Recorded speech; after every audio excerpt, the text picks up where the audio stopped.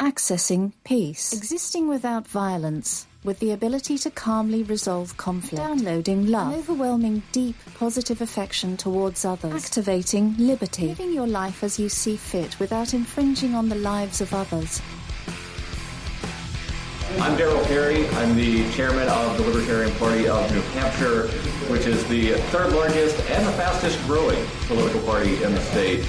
And for the first time since 1996, the Libertarian Party is once again a ballot-qualified party in the Granite State. Now, let's talk about why we're here today. For the first time in more than 20 years, the New Hampshire General Court will have a Libertarian state rep serve the majority of their term as a Libertarian. Caleb Dyer is a fine example of the rare legislator who confidently puts principles first and foremost. I welcome Representative Dyer into the Libertarian Party with open arms, and I hope that by 2018, the New Hampshire General Court will again have an officially recognized Libertarian caucus. Before Representative Dyer comes up to make his statement, please welcome Arvind Vora, the Vice Chair of the National Libertarian Party. Thank you, Darryl. Thank you to all those who are here today.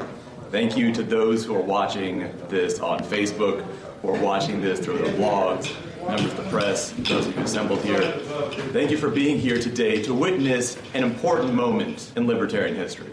The last year has been, without question, the most libertarian year, the most successful year for the Libertarian Party in its history.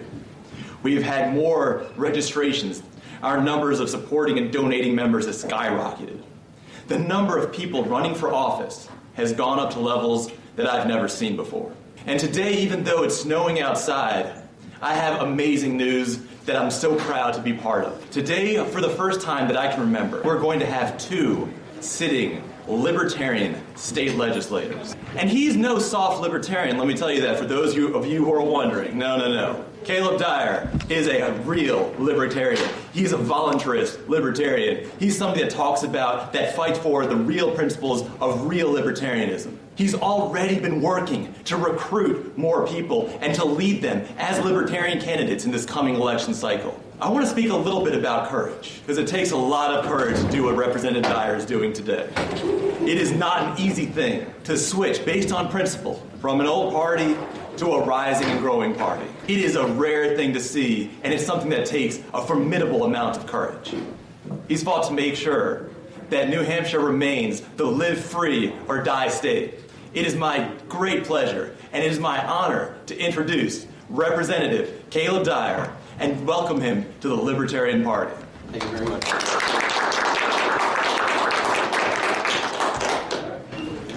Good morning. I address you today while the other members of the Chamber participate in their caucuses to inform you that I am no longer a registered member of the Republican Party. I have made this decision after weeks of internal deliberation and consultation with trusted friends in the Chamber. I believe that it is time to demonstrate to the people of New Hampshire that such a duopoly of partisan interest, which presently controls this House, is not in their interests. It is no secret that the majority is deeply divided along principled lines. In many ways, the growth of this division is representative of the shift in the attitudes of the people of this state. Instead of embracing this division and building a coalition from it, the leadership has kept their internal opposition at arm's length, expecting them to fall into line with the party, even against their principle. By doing this, the leadership has alienated a growing portion of the electorate that installed them. In order to ensure the adequate representation of these principled interests in the legislature, it is necessary to organize members of this internal opposition. While I commend the efforts of the House Republican Alliance and the Republican Liberty Caucus, I do not believe that organization within the structure of the Republican Party will be sufficient to compel leadership to be attentive to our objections to their priorities. To these ends, I truly believe that the best course of action is to organize outside of the party and force coalition. For this reason, I have chosen to register as a member of the Libertarian Party. I do not begrudge my former Republican colleagues for their choice to stay, as I would hope they would not begrudge my choice to leave. The potential influence and electoral security that the party provides is compelling enough of a reason for them to remain. I simply ask those representatives who are hesitant to follow their partisan directives to seriously consider this option. Our work and duty to protect and defend our Constitution is ultimately our greatest service to our constituents. not our partisan duties and responsibilities. In this past election, for the first time in nearly 2 decades, the Libertarians have reclaimed official party status in New Hampshire, and with it, access to the ballot in the next election.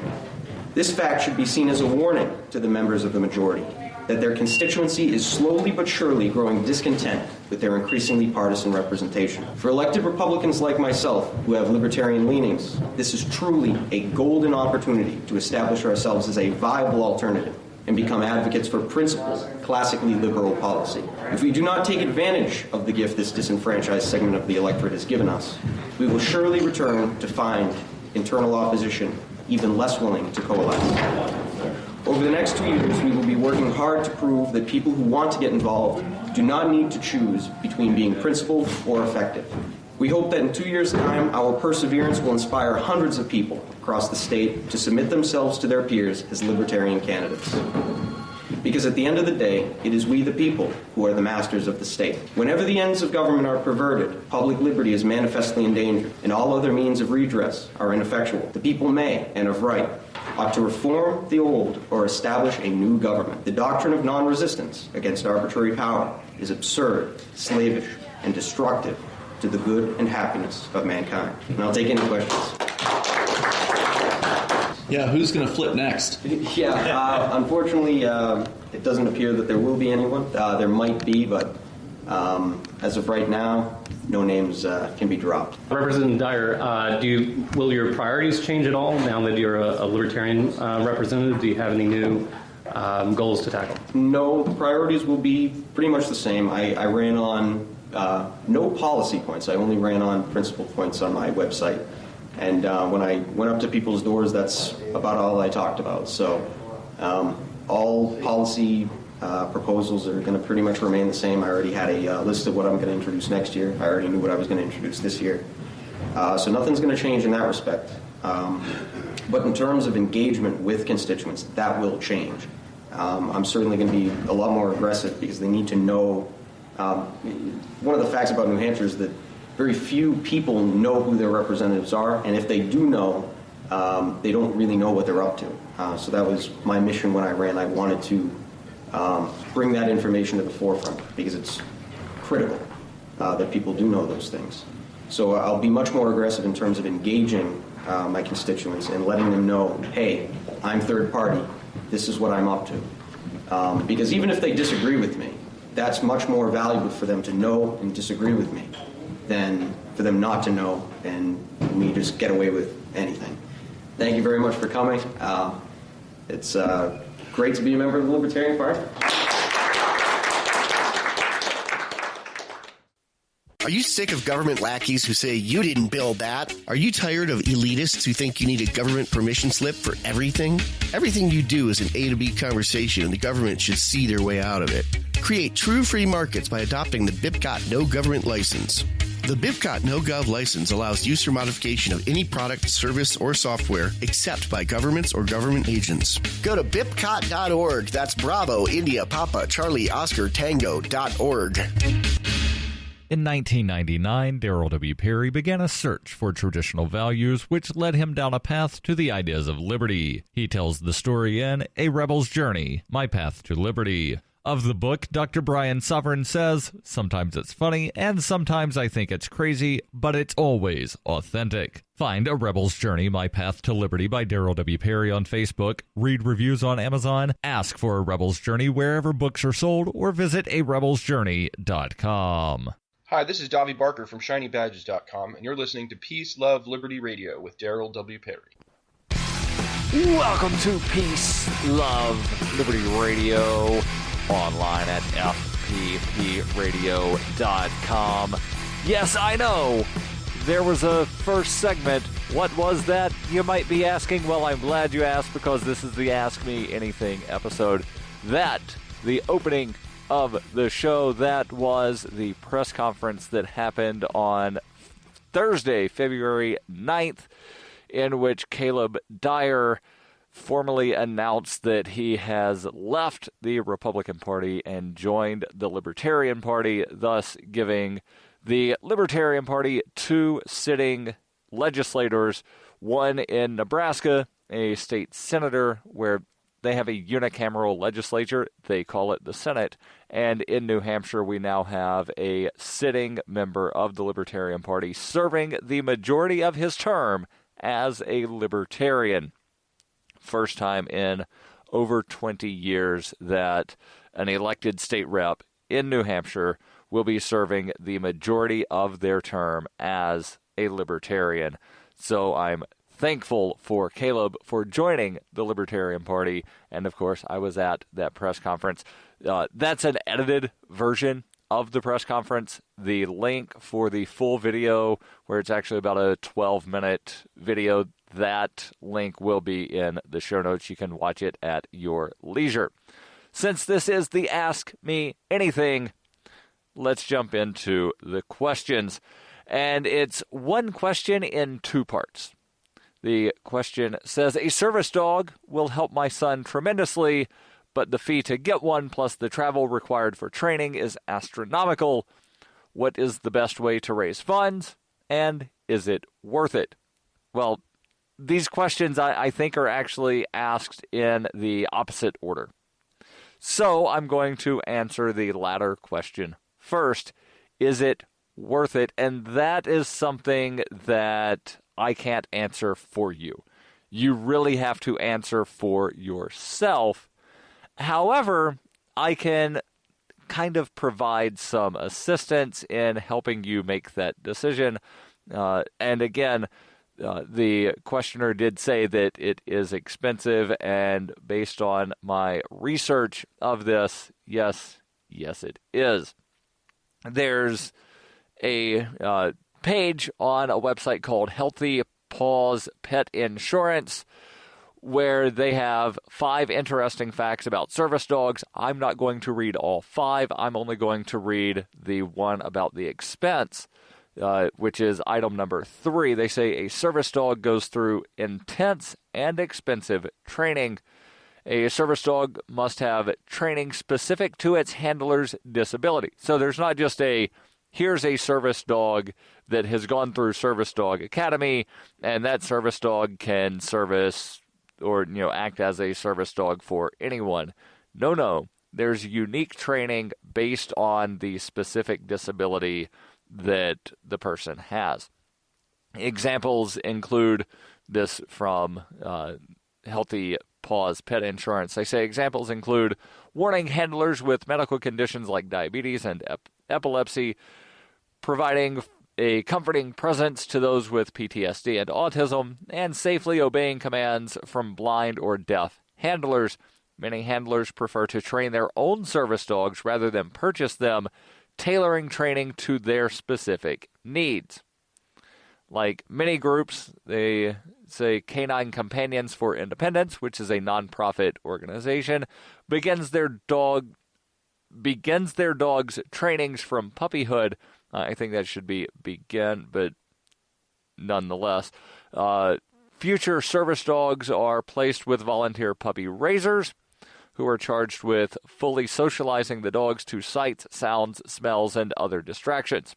Around a year and a half, the service dogs are returned to the group that starts training for over 6 months of training sessions.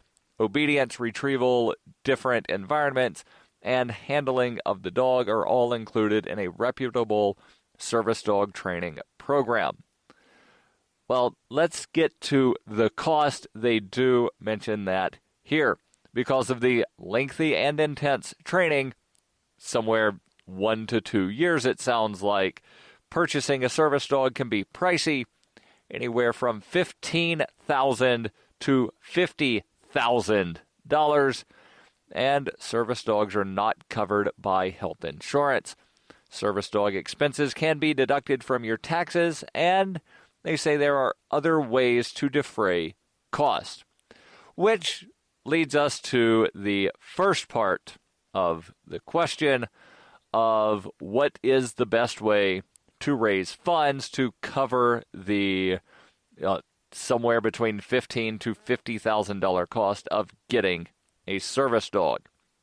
Well, the article that I read an excerpt from links over to an article from the New York Times from several years ago. And even though it might be a little old, it is not necessarily outdated, where they mention several things that you can wind up doing. And they actually list several organizations that wind up compiling information on service dog trainers and places that you can go to, wind up finding a dog, not just, getting a dog trained. That would be Assistance Dogs International. I will post the link to that in the show notes. And I've already done the search to the specific state that this person is in, which happens to be Pennsylvania. Very large state, so I'm not giving away the identity of the listener. So the link for Assistance Dogs International, again, will be in the show notes. And the article from New York Times, let me skip down here a little after they talk about some of the organizations. So there's Assistance Dogs International, the International Association of Assistance Dog Partners, the Guide Dog Foundation for the Blind. They say credentials count. You want your dog to come from a program accredited by Assistance Dogs International, especially when participating in a program where you're paying some or all of the cost. This credential ensures that the program is adhering to industry training standards. Dogs from accredited programs are also more likely to behave well in public, making it easier for people to go places that are often not friendly towards dogs, like a restaurant. Being denied such access is a common problem for people using assistance dogs. Now let's talk about picking the right trainer and getting help with the vet bills when we come back here on Peace, Love, Liberty Radio, online at fppradio.com. Coinbase is a simple and secure online Bitcoin wallet for sending, receiving, and storing Bitcoin. Coinbase also allows you to buy and sell Bitcoin using a bank account or use their tools to accept Bitcoin as a merchant. Coinbase has more than 1 million consumer wallets and is trusted by over 25,000 merchants, including Overstock.com, Khan Academy, Reddit, and of course, FPP. Get started at coinbase.fppradio.com. You can support FPP Radio by joining the Fans program. Fans are friends, allies, and numerous supporters. Fans help FPP afford to produce more original content. You can join the Fans program for as little as $1 per month through Patreon and get perks like ad-free versions of FPP Radio News and Peace, Love, Liberty Radio. To learn more or to join the Fans program, visit fans.fppradio.com. That's fans.fppradio.com. You're listening to Peace, Love, Liberty Radio with Darryl W. Perry. Hey, welcome back to Peace, Love, Liberty Radio, online at fppradio.com. One thing that you don't necessarily need help with, because, well, I've got the guy for you. As they would say, I've got the hookup. That's buying precious metals like gold and silver. That's right, I've got the hookup. Give my man, Tim, over at Roberts & Roberts a call. Roberts & Roberts has been helping people since 1977 buy and sell precious metals. So you've got some gold, you've got some silver, you want to get off your hands? Call Tim. You want to get your hands on some gold and silver? Call Tim. And they take Bitcoin for precious metal purchases and have permanently removed the minimum purchase amount for all orders paid in the digital currency.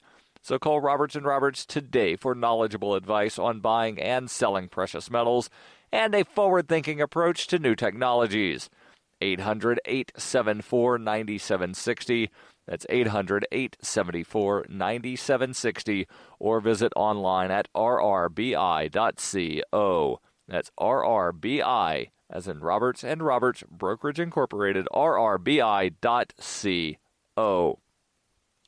Back to answering the question. And the question was about service dogs. Is it worth it? And what's the best way to raise funds? Going over some of the info now to help the questioner determine if it's worth it for them. And again, there's links that will be in the show notes. The article from the New York Times has info on how to pick the right trainer. And then they have information on getting help with vet bills. They say that many veterinarian chains, animal hospitals, teaching hospitals, and local vets offer discounts on services for assistance dogs. The person that they reference at the beginning of the article, Miss Siobhan O'Connor, for instance, they say receives a 10% discount on vaccinations and other services for her dog from the veterinarian. For large vet bills, such as surgery or major illness, check back with the organization where you got the dog. Many programs have emergency vet monies available. In addition, the International Association of Assistance Dog Partners list many veterinarian hospitals that offer free critical care for ill or injured assistance dogs, and also runs a fund for people in financial need who face large vet bills.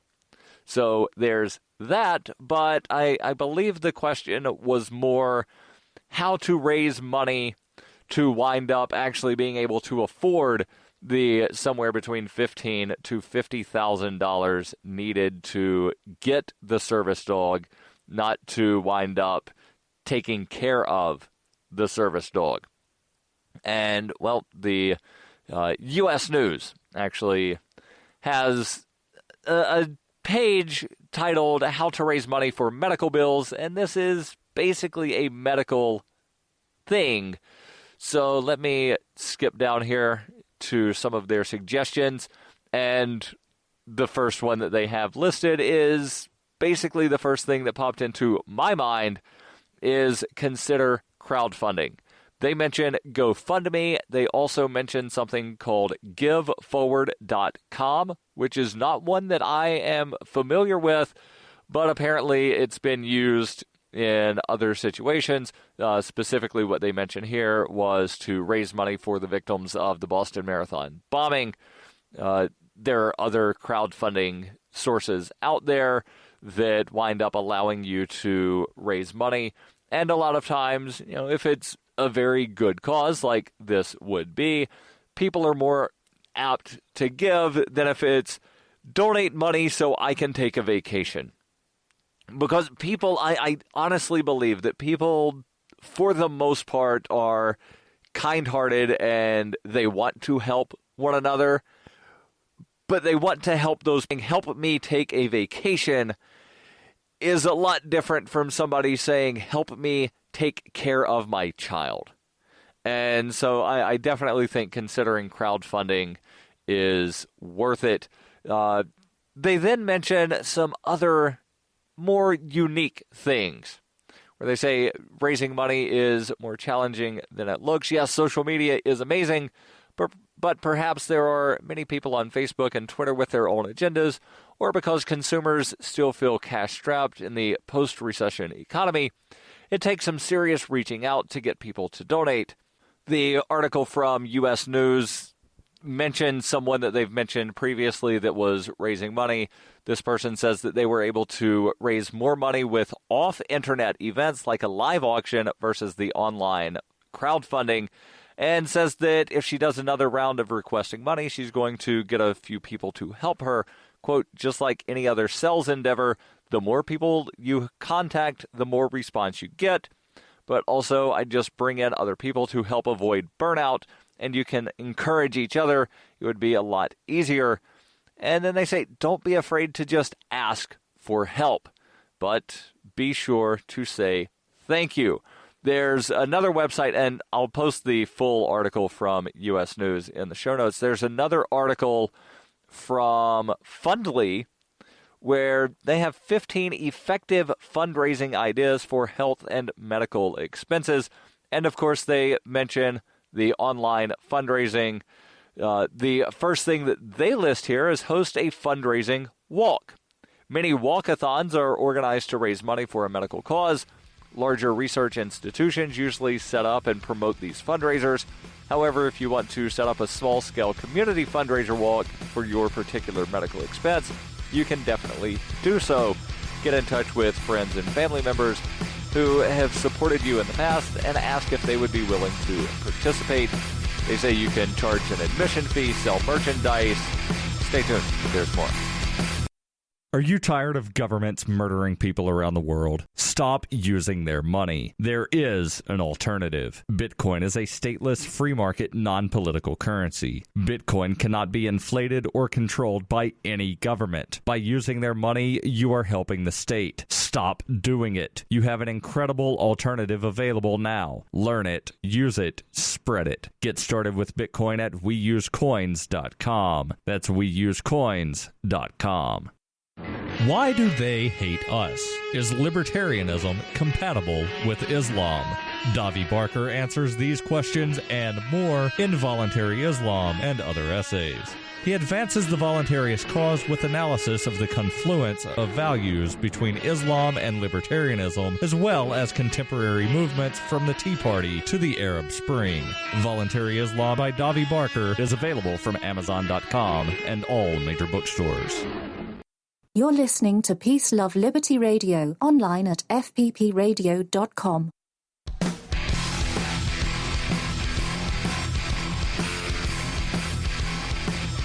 Welcome back to Peace, Love, Liberty Radio, online at fppradio.com. Going through answering the question for the Ask Me Anything, because it is Friday. Question is about getting a service dog to help someone's son.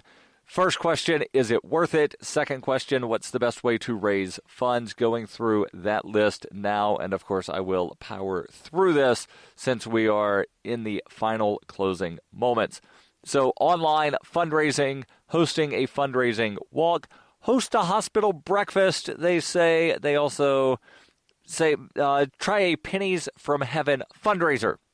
Pennies from Heaven is a cute twist on a penny drive. Instead of simply dropping change into a container, individuals try to toss their change into an umbrella hanging upside down from the ceiling.